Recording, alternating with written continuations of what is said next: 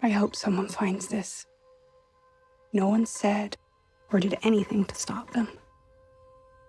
It's too late for me. I was alone. It may not be too late for you.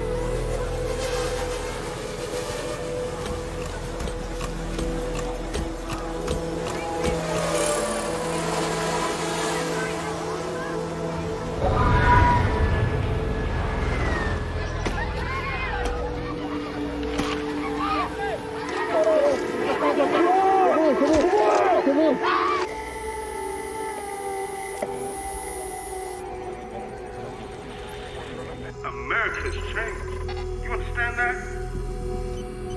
I think to create the perfect union of democracy, it's been a struggle from the get-go.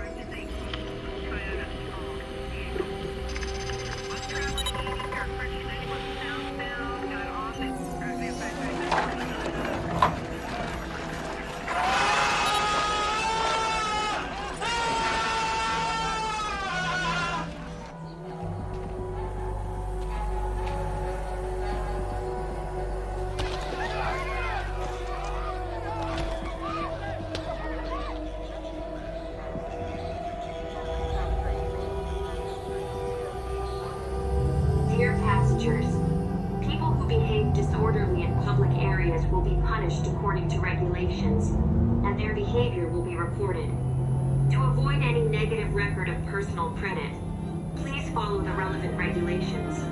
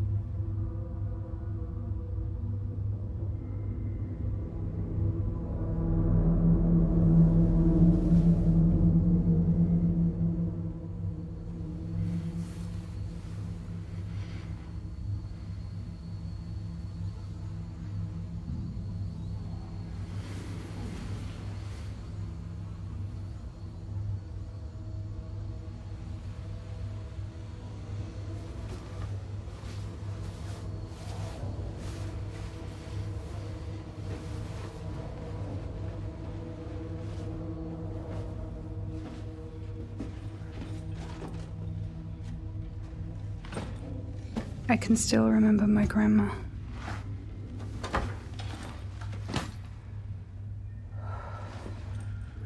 I used to help her out. My grandma used to say her memories were slipping through her fingers, like sand. She said we didn't know it. But that was happening to all of us, too. She said soon there'd be no past, no history. She said it was the truth, and she didn't care who heard. Then one day, they came for her, and she was gone.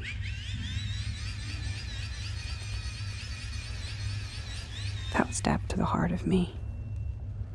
It silenced me. I never spoke again. I ran. Still running.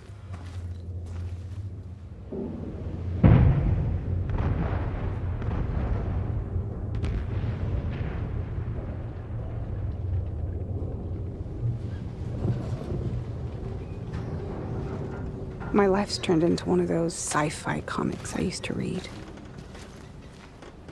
I live off-grid. My place is in shoes on the lower ground.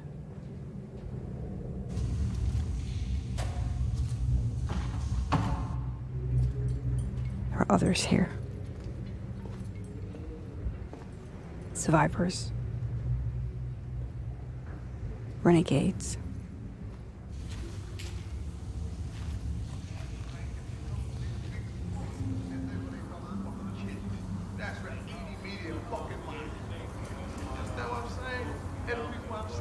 There's a tunnel up to Fragrances where the old entrance was. It's one of the 6 ways up to the surface.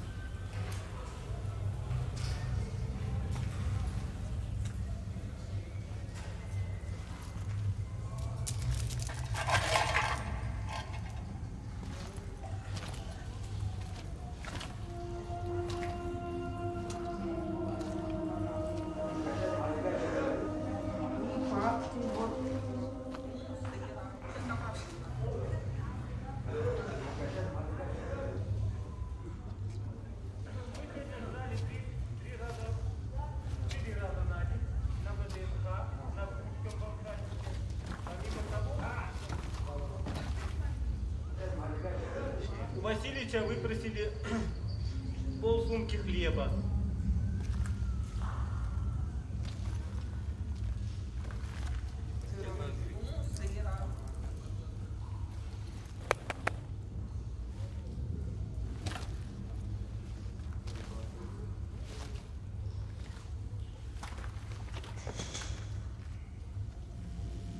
Hey, Ghost. Going up? Stay safe. I met this guy, Jack, dumpster diving one night. It was me got him in here. Hey, I found an old picture you might like. He's got these goofy puppy dog eyes. I'll show it to you later. He's an AI. Stay safe. He listens and watches everything.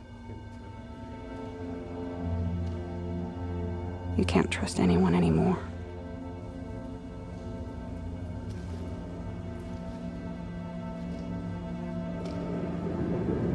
When you glean up on the surface after curfew, you have to be quick. You avoid the dogs. You dodge the street militia.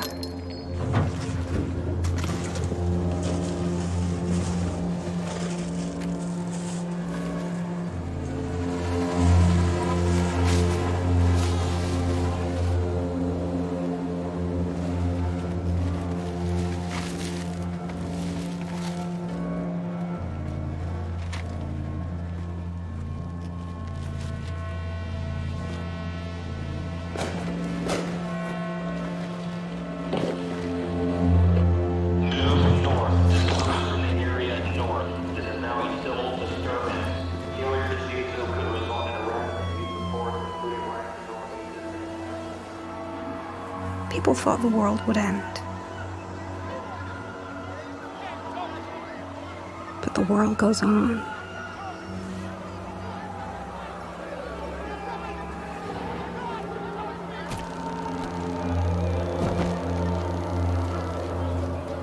It's us who will end.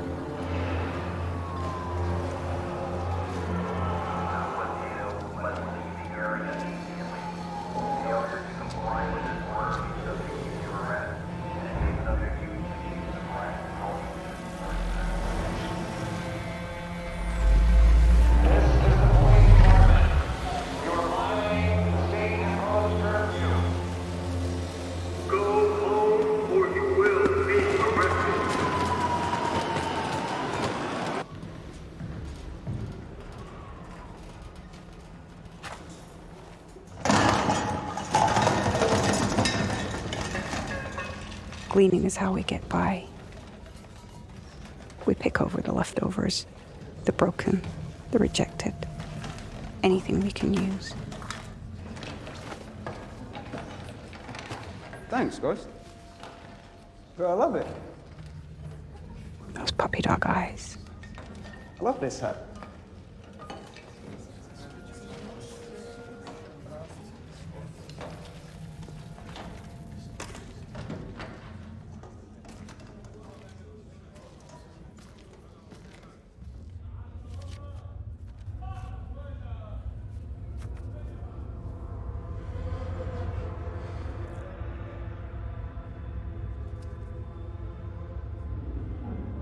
I have no mercy or compassion in me for a society that will crush people and then penalize them for not being able to stand up under the weight.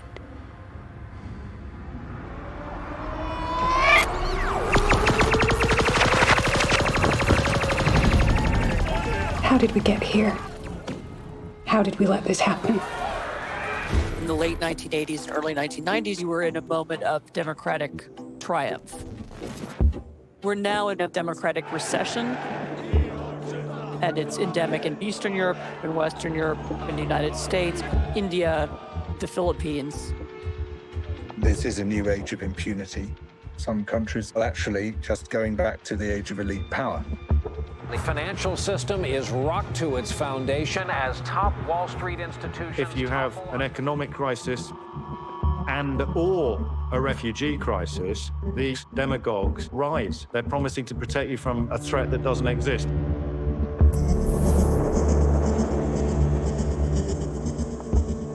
You have an incredibly dishonest right-wing media. It pushes disinformation.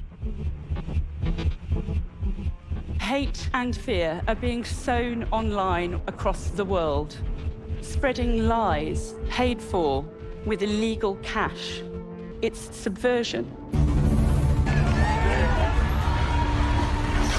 What Putin saw is he's like, holy shit, I can hack this system and then control global capitalism and politics. There are transnational oligarchs funding dark money think tanks and fake institutions. Americans for Prosperity. Renowned Washington think tank, the Cato Institute. The Institute of Economic Affairs. They're lobby shops set up to influence politics on behalf of ideological billionaires and big business. BP is a corporate donor to the IGA. They come to tons of our events. BP might say, you know, we at BP are really struggling with these regulations. Can you tell me why you're not going to change this, Minister? It's disrupting democracy. Social media has enabled the rise of these populist authoritarian-style leaders. We will root out the communists, Marxists, fascists, and the radical left thugs that live like vermin within the confines of our country. We will make America great again. So you would say that white supremacist-tied publications meet a rigorous standard for fact-checking? Facebook's site has been used to incite violence against Rohingya refugees in Myanmar. Mr. Modi has driven Muslims of this country to the wall. I have a particular responsibility. It is to end the free movement of people once and for all. Europe is in the heat of a battle about the future of democracy, and Hungary is now the front line. It's not just Putin and Orban. There's an alliance of dictatorships. There's no subtlety in Netanyahu's ambition to claim all of the Palestinian state. There's a global effort by people in power to stay in power. They care more about maintaining power for their clique than a broader sense of common good.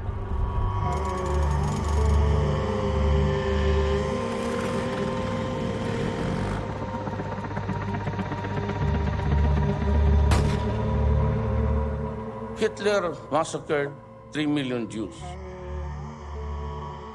There's 3 million drug addicts. I'd be happy to slaughter him. The volume of killing here is quite extraordinary. In the 80 or so days that Duterte has been in power, there's now been an average of somewhere between 35 and 40 police killings of drug pushers and drug users every day. So no qualms about killing killers. Yes, of course. I must admit that I have killed. I'm a journalist. This is my 37th year as a journalist. What's the role of journalism? Journalism, the mission, holding power to account, public and private. As president, you now also defend the Constitution. Yes. You break the law, you threatened to break the law, you said you had killed it a year ago, right? You told me that. And yet, you now have the task of keeping the rule of law. And you said you would do that also. How do you? Because the rule of law, there must be fear. When Duterte took office, our institutions crumbled. He became the most powerful person within 6 months. Just because you're a journalist, now you're exempted from assassination. Not wrong. We continue doing our reporting.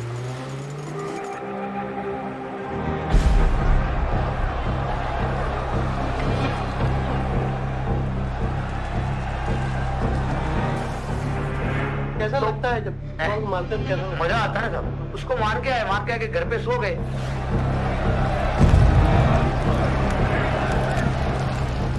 On the worst day of the violence, when murder and looting were taking place all across the city, we saw policemen just standing by, watching what was happening, but doing nothing to try to stop it. When you look back over the last month, you've been the leader of this state through a very difficult period. Do you think there's anything that you should have done differently? Yes.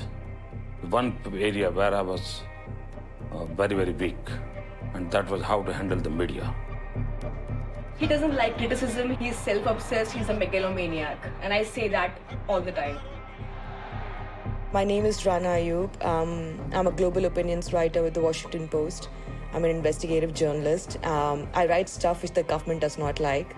Mr. Modi is going from strength to strength. He's become a leader of anti-Muslim bigots across the country.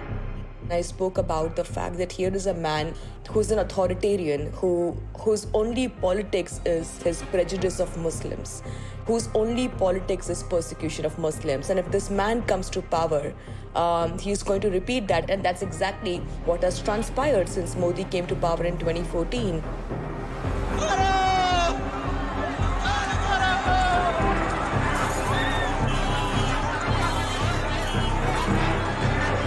I believe that I'm standing up for just bearing witness. I don't even want to do anything. I don't want to be anybody's hero. I don't want to be put on a pedestal. I just wanted to speak my truth.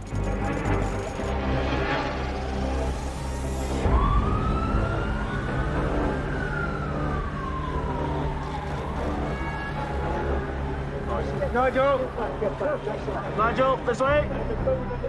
Nigel. They know this referendum is too close to call and are stepping up the intensity with just a week to go till polling day. When ISIS say they will use the migrant crisis to flood the continent with their jihadi terrorists, they probably mean it. There's no good fighting an election campaign on the facts. Now this is a once-in-a-lifetime chance for us to take back control of our immigration system. Because actually it's all about emotion. The majority of people in this country are suffering as a result of our membership of the European Union. These honestly don't necessarily need to be true, as long as they're believed to be. If people feel that voting doesn't change anything, then violence is the next step.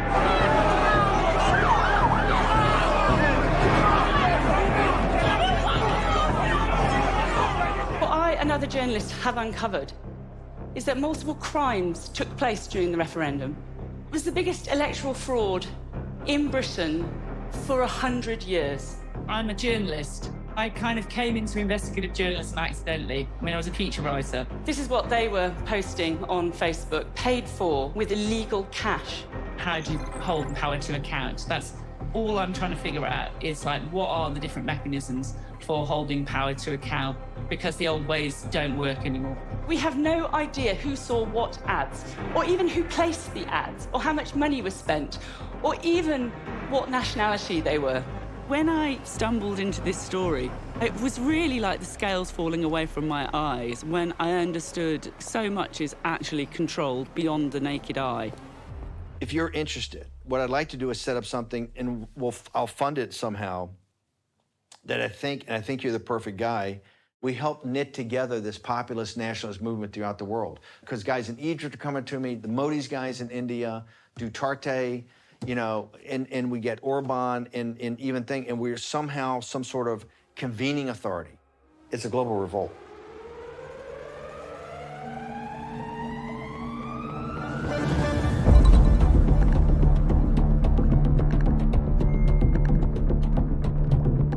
The game changer was the weaponization of social media. I got 90 hate messages per hour. That's when I began to realize this is really different. These tech companies enabled a real shift because exponential lies literally came at us so fast that our human capacity to absorb and fight back was gone. 8.5 million tweets were directed against me, in which the language is so similar: jihadi, burqa-clad, ISIS sex slave, terrorist sympathizer. I personally got really targeted. There was this systematic harassment going on online. It became overwhelming. The weaponization of social media was quickly followed by the weaponization of the law. Inyong mga reporter, they will be allowed to criticize us. But you go to jail for your crime. A prominent critic of Philippine President Rodrigo Duterte has been arrested. Maria Ressa is CEO and executive editor for the online news site Rappler. Journalist Rana Ayub, who's been a fierce critic of the government led by Prime Minister Modi, has been named in a charge sheet filed by the Enforcement Directorate over alleged money laundering. Carol Cadwalader, as a result of your reporting on Brexit, you have been sued by a British businessman. This boys' club reads each other's manuals. Okay, what have we done? Minorities silenced, media silenced, dissenters arrested, killed. Social media, we have co-opted them. Information technology, we have used them. They all follow the same playbook. Now it fits. Now it fits how you make journalists and critics and activists enemies of the state. If you don't have facts, you can't have truth.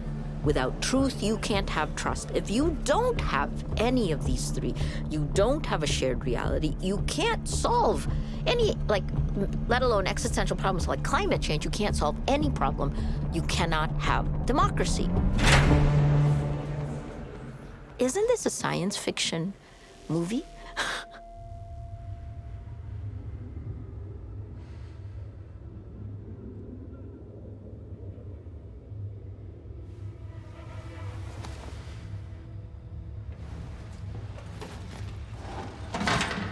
Grandma read newspapers, watched TV news nonstop.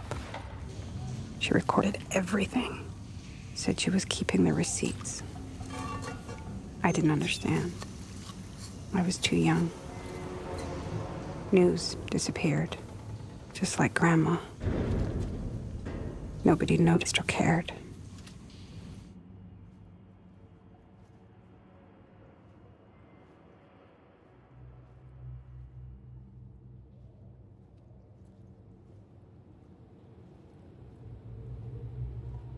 Name.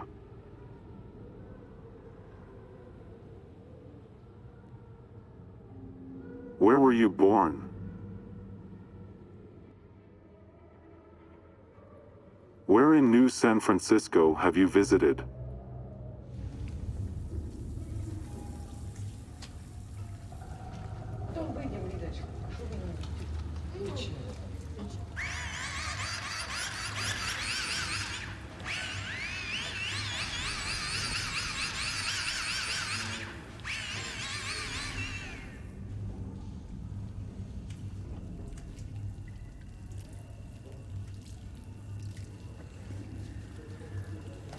Every day I pass the same people on my way up.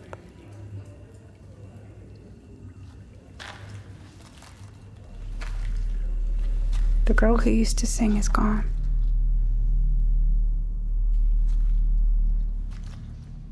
It's like one by one, they're turning into ghosts or grains of sand.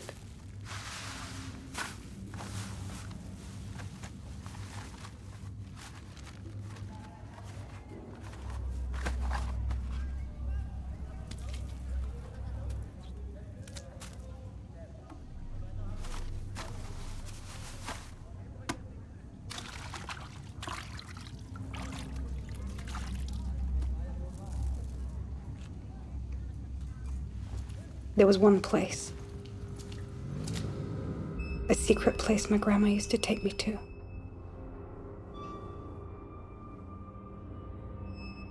When I was small, I thought this was where people came to pray.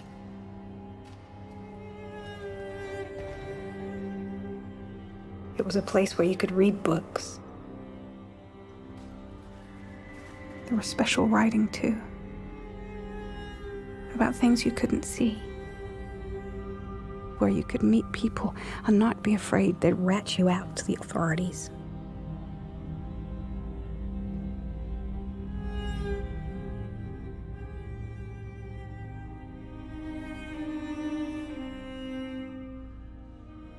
It's where my grandma left me everything she'd saved. All the memories. And all the recordings she'd made. Her receipts from her life, and from a long time before, too.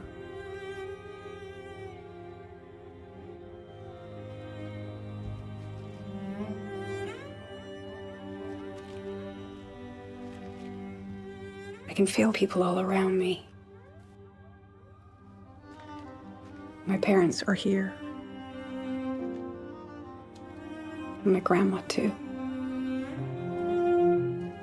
It's our memory they want to wipe out. Language, culture, and history. And people connecting. People protesting.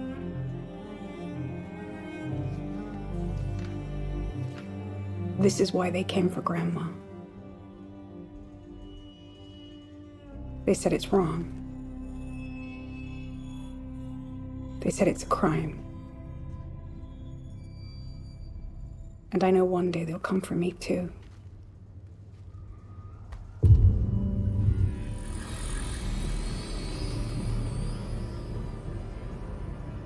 The event wasn't just one thing. It was a slow creep. Places we used to visit got taken over. Walls got built. Access was denied. And you're desperate. Just surviving. You can't see what's been taken away. You can't fight back.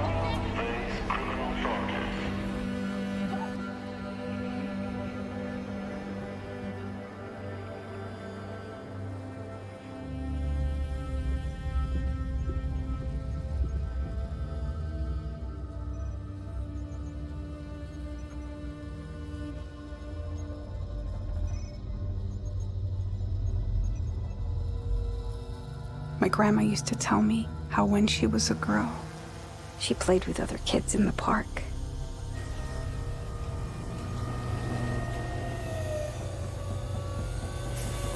And one by one, they stopped showing up. Some of them got sucked into screen images. Some of them got suicidal. Others vanished.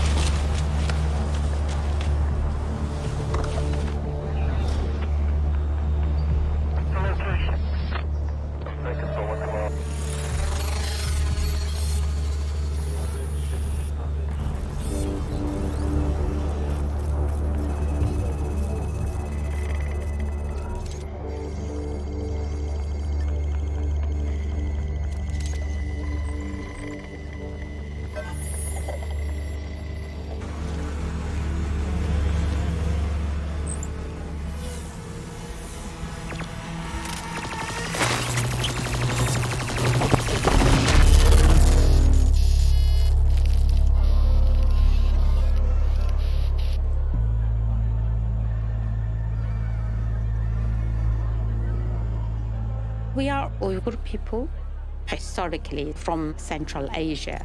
A Turkic Muslim group like Kazakhs and Uzbeks and Tatars. We are Sunni Muslim. It is not safe that Uyghurs always have the desire to seek independence, and therefore it must use every power to make sure it is completely controlled. When you're looking at the World Trade Center, we understand that a plane has crashed into the World Trade Center. We don't know anything more than that. 9/11, when Bush declared war against terror, Chinese government conveniently said, we also face the Muslim terrorists, branding Uyghurs as terrorists. Seen as normal, suspicious, and untrustworthy. They built the biggest reservoir of data ever collected.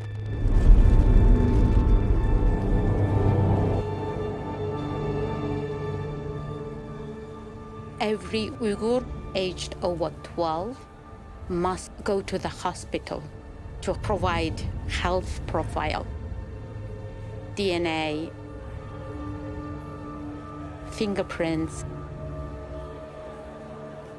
iris scan,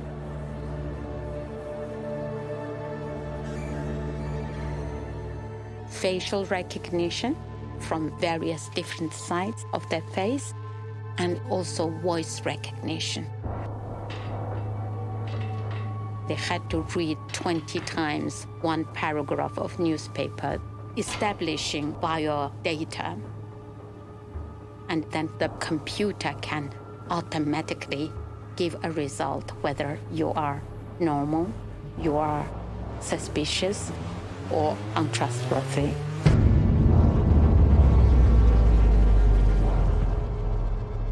The Uyghurs have many of the same complaints as the Tibetans. They say they're discriminated against, that they're not allowed to practice their religion and culture freely. And they're afraid to speak in public, especially now. One man said to me, "You talk today, and tomorrow your whole family disappears."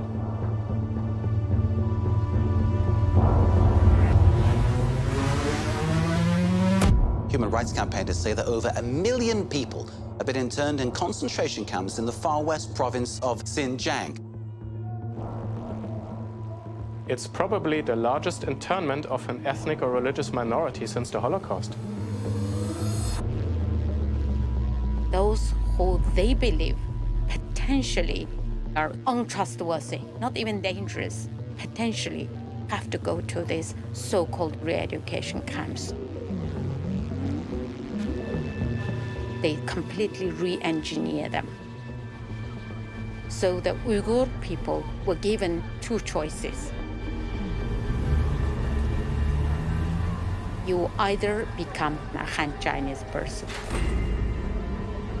or you die.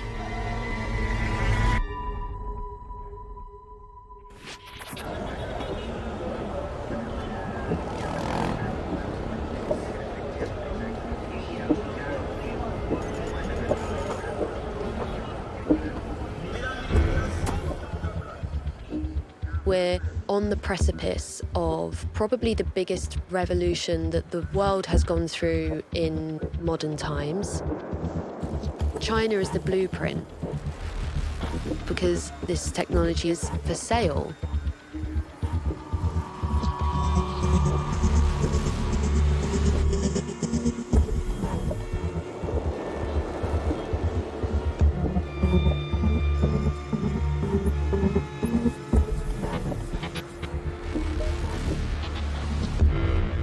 Israeli soldiers use facial recognition software to take photos of Palestinians in order to scan their faces into this Wolfpack database.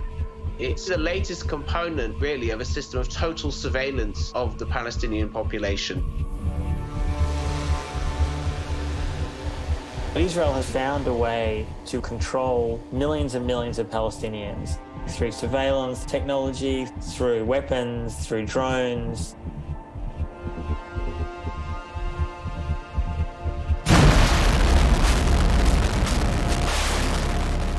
A myriad of surveillance and repression. And Israel says, if you want to have good relations with us, we'll sell you this amazing technology so you can also surveil your dissidents and critics.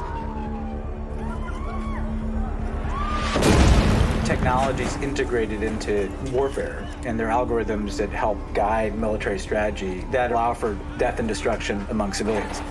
You're removing people from the decision-making, so you don't even have any capacity to bring a perspective on whether or not we should drop a 2,000-pound bomb on a refugee camp.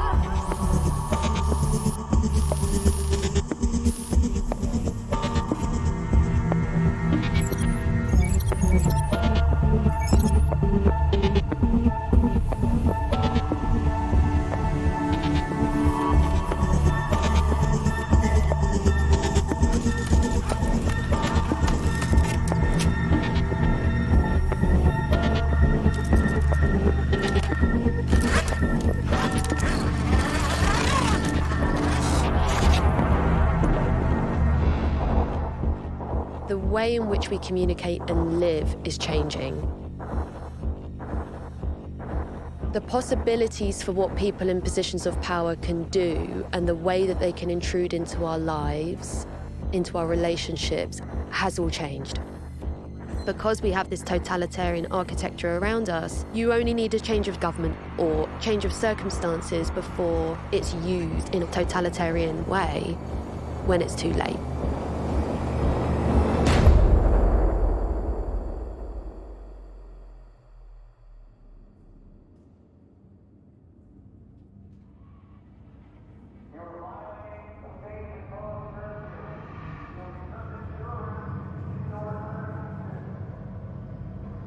Names of relatives and associates.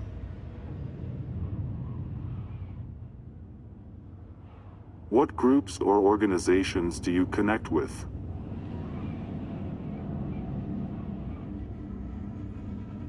Do you have contact with any illegals in America?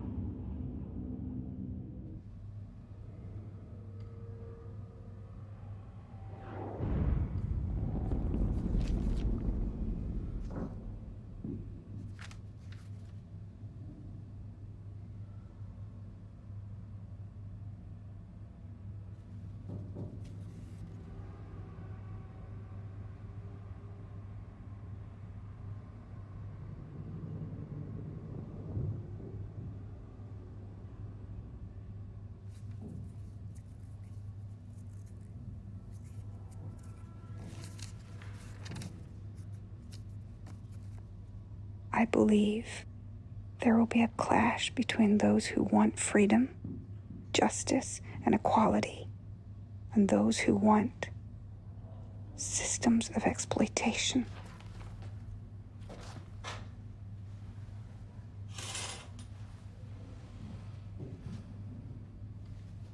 Do you have a teapot?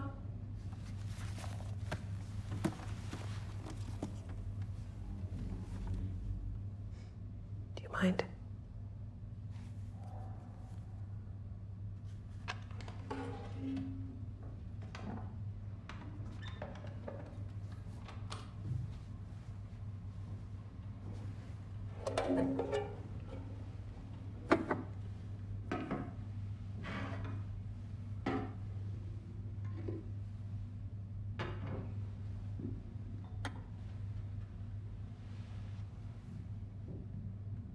Water.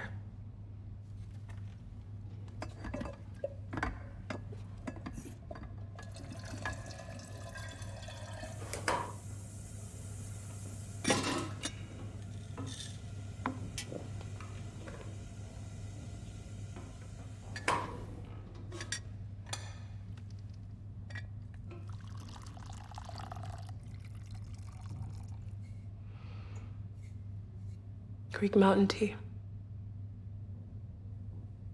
My secret store. I'm surprised it still has any scent left. Perhaps there's still someone out there collecting it from the hills.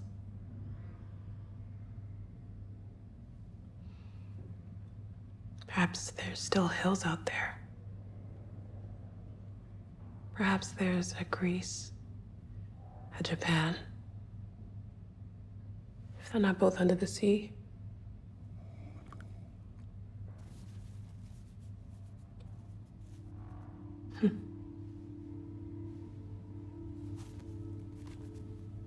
There is no better teacher than adversity.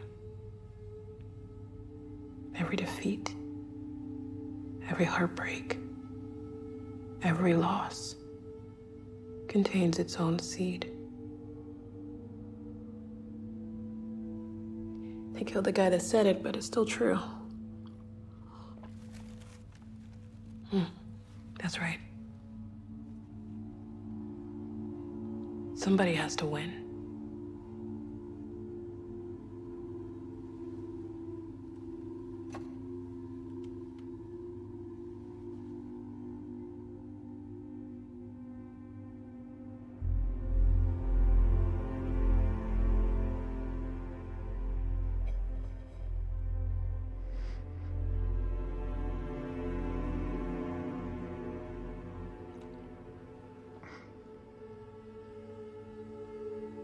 She used to be a professor of history, until AI decided what she taught was obscene and criminal.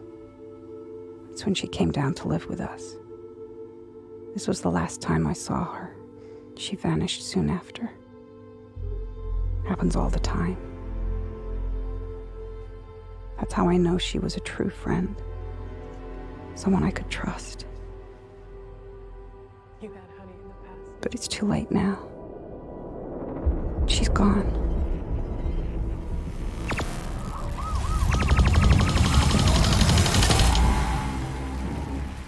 Welcome. Wow. You purchase Twitter with is to do something for charity. There's a new set of kings that nobody voted for. And they have more money and power than any corporation ever has. Tesla boss Elon Musk is now the richest person in the world with a net worth of $185 billion. Facebook's got $46 billion in cash. They cash flow somewhere around $10.5–11 billion. Google's parent company Alphabet surged. For the full year, revenue rose to nearly $75 billion. That now makes Alphabet the world's most valuable company, ahead of Apple. Just want to jump in with some Amazon numbers. Revenue, $89 billion. They are powerful not simply because they have all the money and the wealth, but because they've amassed all of the information. Age, gender, ethnicity, religion, what car you drive, what products you purchase in shops, what churches you attend, how you see the world, what actually drives you, how open you are to new experiences, whether you prefer order and habits and planning in your life, how social you are, how much you tend to worry. Big data is an understanding of your personality, because it's personality that drives behavior, and behavior obviously influences how you vote. These technology companies have become behavior modification systems for sale to the highest bidder.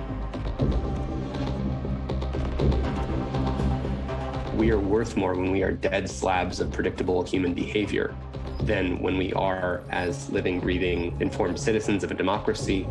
We are worth more when we are addicted, outraged, distracted, polarized, and disinformed than if we are living, breathing, free humans and citizens. Technology domesticates us into the new kind of human. The last time human beings were commodified, it was the age of industrialization, and it was labor. And when labor was commodified, we had sweatshops, we had factory lines, we had child labor, we had exploitation of our physical bodies. Now, what's commodified is not our physical bodies, it's our attention.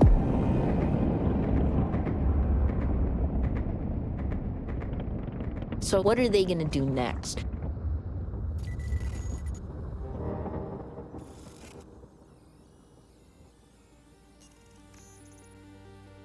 In 2017, a new AI engine got invented. These things are generative, large language, multimodal models.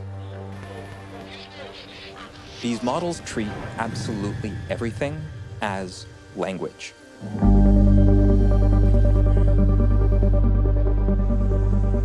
Everything human beings do runs on top of language. Our laws, the idea of a nation state, friendships and relationships. And just like AI can now translate between human languages, you can translate between almost anything. Images can be treated as language. Sound becomes a language. DNA is just another kind of language. This becomes the total decoding and synthesizing of reality. These models are so sophisticated that they can actually autonomously generate anything that you might think is unique to human creativity or human intelligence.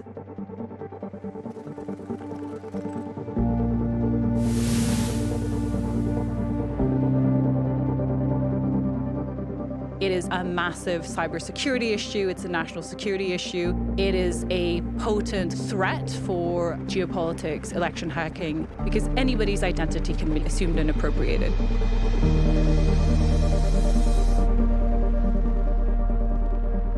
There's absolutely no guardrails, no laws, nothing that prevents the tech from gambling on this without any consequences.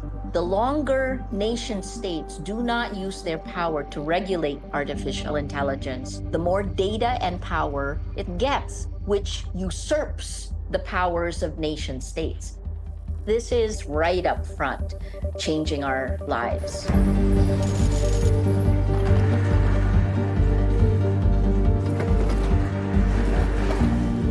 Every worker has a scanner at all times that basically tracks exactly where you're at.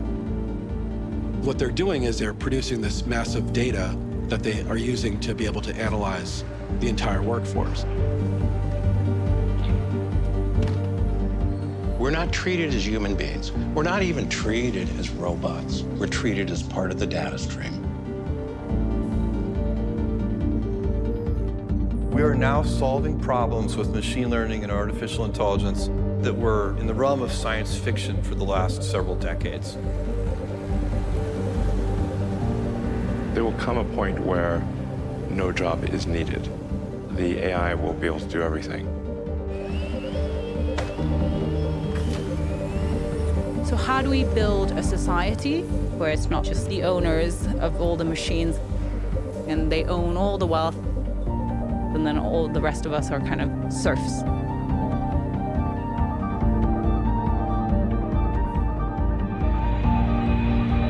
The wealthy getting wealthier, the poor getting poorer. AI will exacerbate that. And that, I think, will tear society apart because the rich will have just too much, and those who are have-nots will have very little way of digging themselves out of the hole.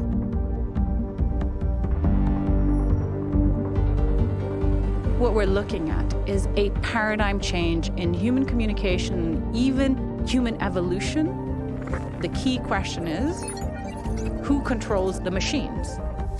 I am the reason OpenAI exists. Perhaps the most important foundational technology of our time, artificial intelligence. Basically, there's no institution in the world that cannot be improved with machine learning.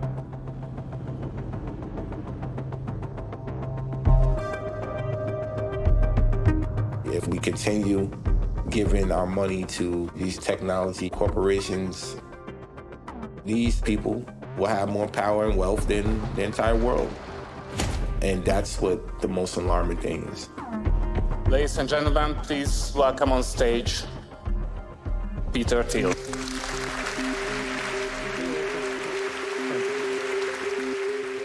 From a libertarian perspective, the Western governments are not working that well. There are all these things. They're not very competent. Peter Thiel, the most influential venture capitalist in Silicon Valley. And as a libertarian, I'm always sort of anti-government, anti the state.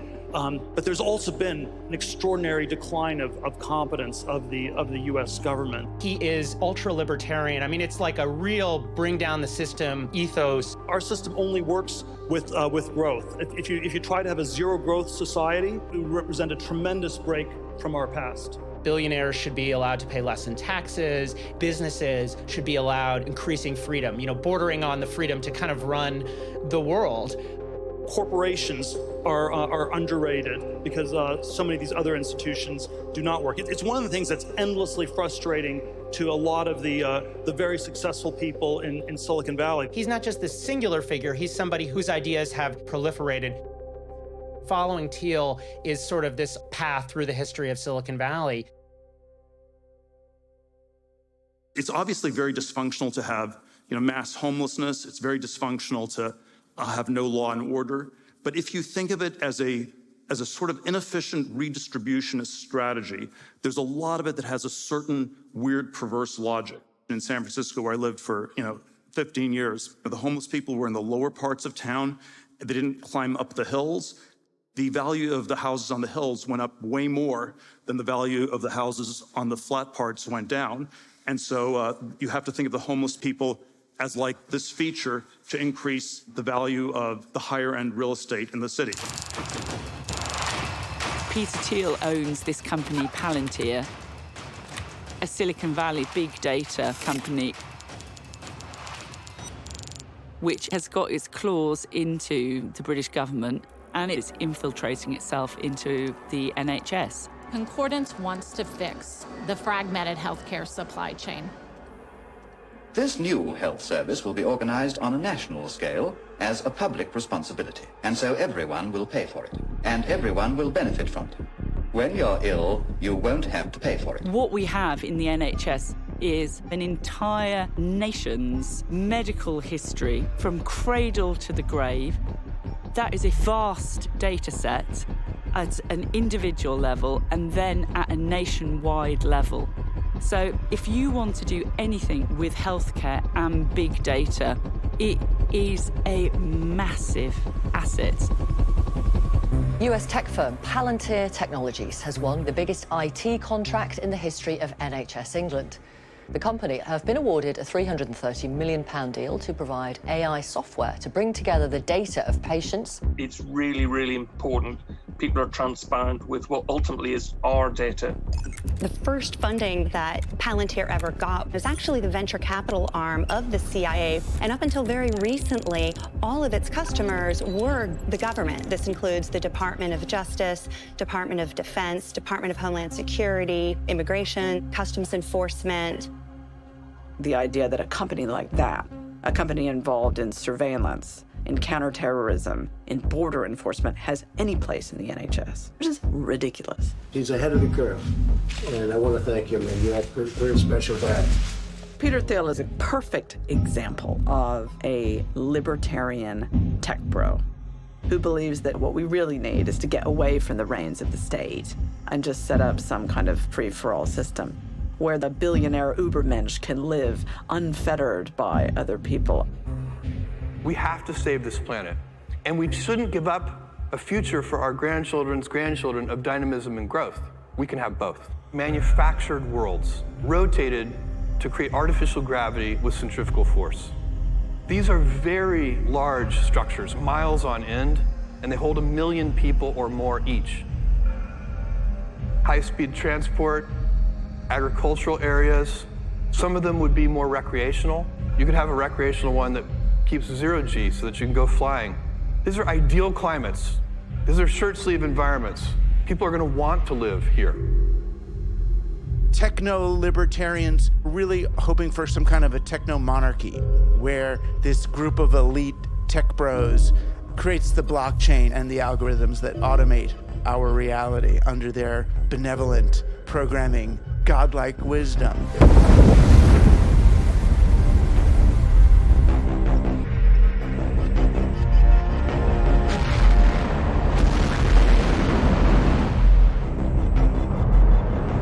It's survival of the richest, because they're preparing for a civilization-threatening catastrophe in their lifetime. The event, the thermonuclear war, the electromagnetic pulse, the climate catastrophe, the pandemic, the economic revolution, whatever it is that makes life for them unlivable. So they're running around trying to make toys that somehow fix things, like underground bunkers and rocket ships.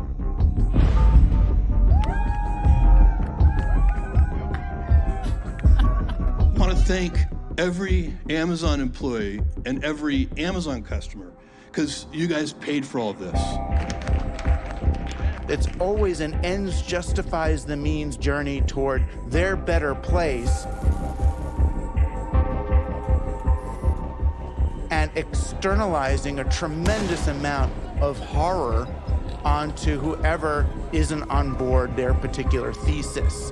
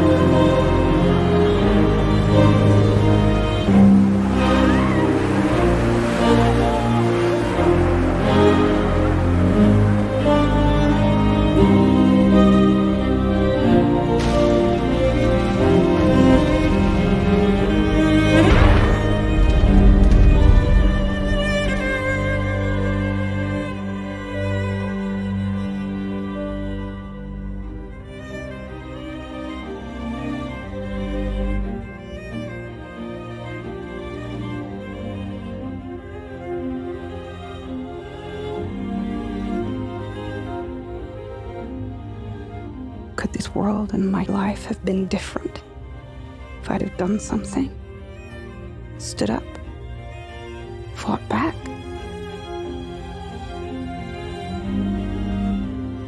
What difference could I make on my own?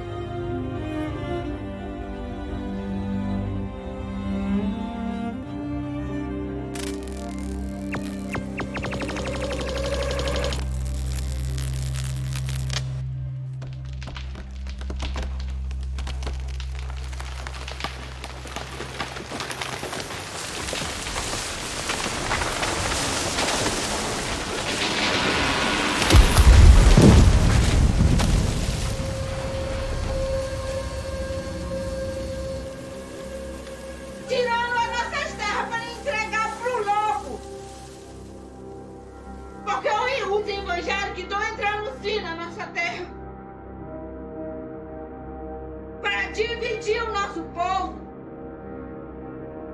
tirando a nossa cultura, agora quer tirar a nossa alma. E aquele Bolsonaro dizer para ele: respeita a nossa vida, respeita o nosso território, respeita o nosso direito, respeita o nosso antepassado. Nós não vamos entregar nossa terra, porque nós estamos aqui para lutar.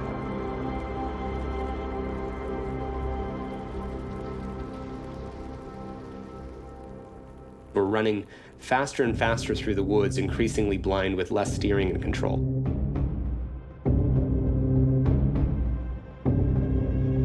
Things are going faster and faster and faster. We no longer have a grip on time itself. There are geological natural changes, there are social changes, and there are technological changes. And I think mostly we don't feel that we're in the driving seat. We feel that these forces are driving us.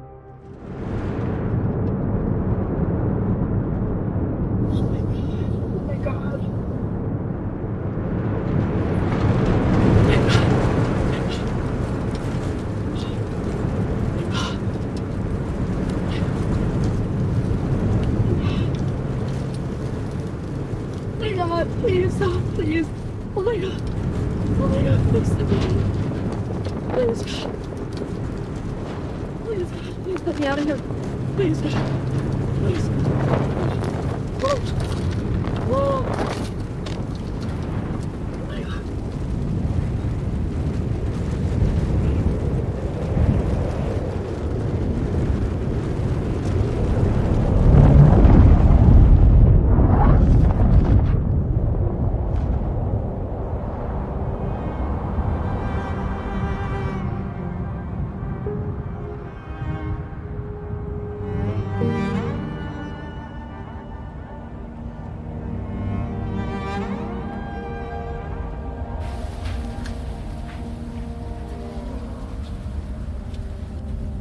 We have known for quite some time that climate change acts as a threat multiplier for all dimensions of society. And now we have our world on fire.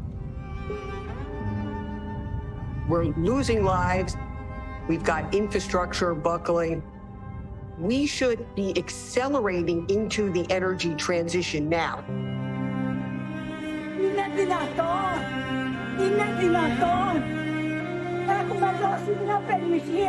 We are truly in a climate emergency. It's here and now. It's not in the future.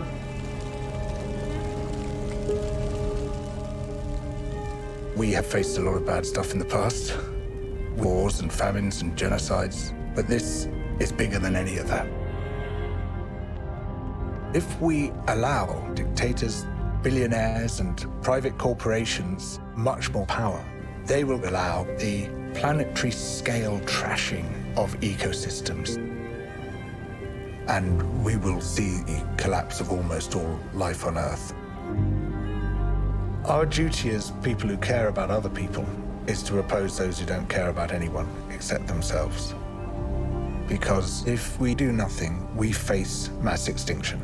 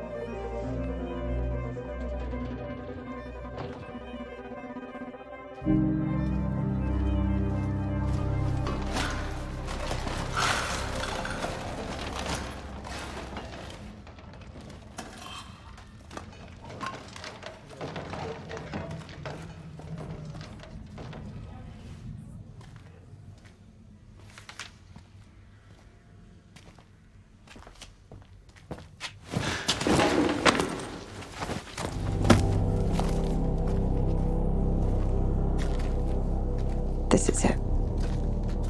They've come for me.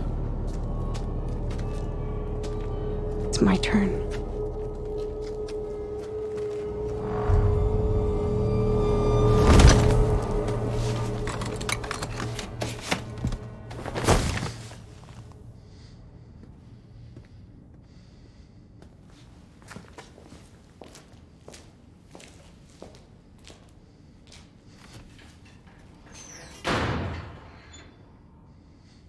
Name.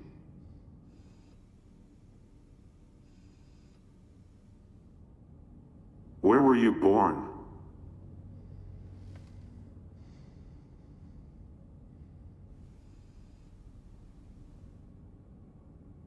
Where in New San Francisco have you visited? Names of relatives and associates.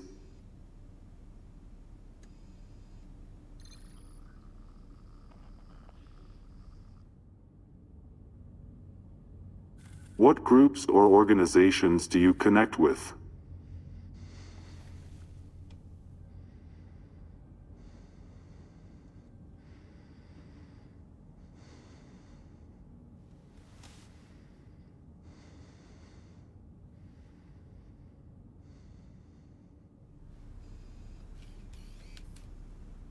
What is 2 plus 2?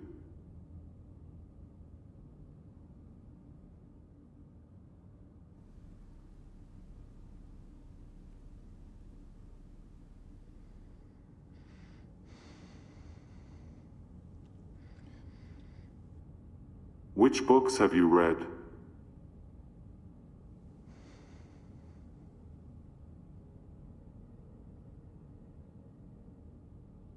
Have you ever participated in a protest?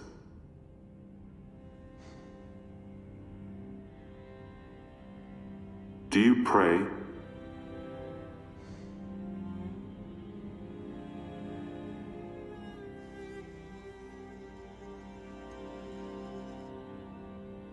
Would you like to self-confess your crimes?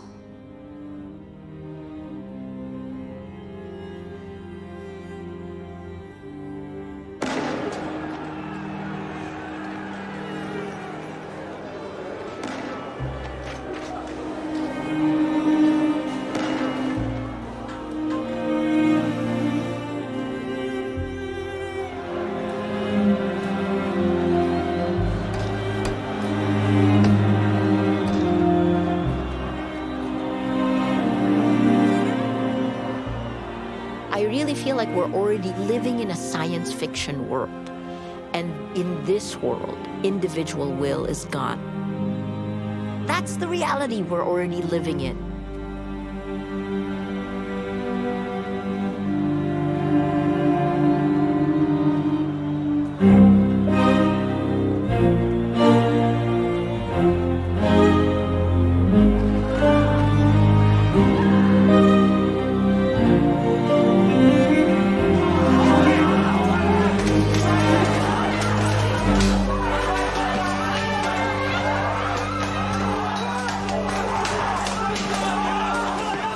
This year, 72% of the world is under authoritarian rule. They crush democratic institutions from within. They don't stay in their countries. They then ally globally, and that's where we begin to see the power shifts. Time is ticking. If we do not act when we can, we will lose free will. That's the tipping point. Are we going to fall off the cliff? Will democracy survive? Will fascism win?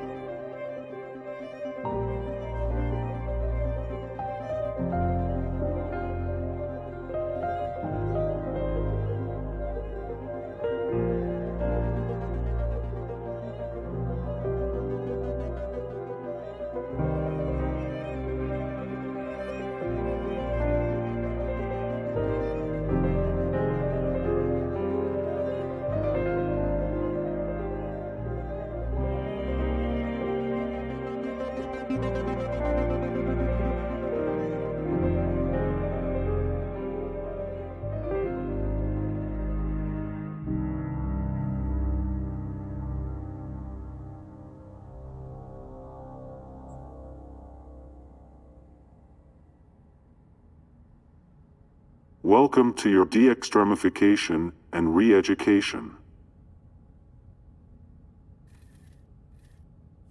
Do you have contact with any illegals in the Americas?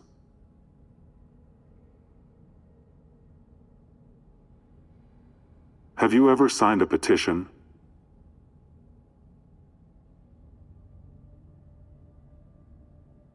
What are your religious practices?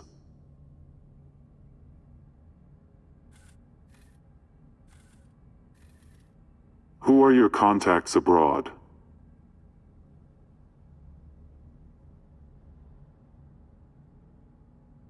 What has changed in your mind?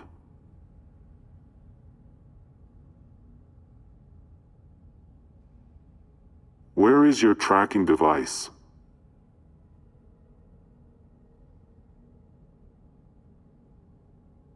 Do you have contact with anyone who has been re-educated?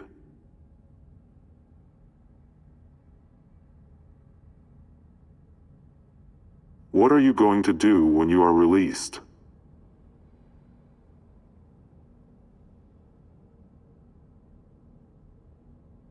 What is 2 plus 2?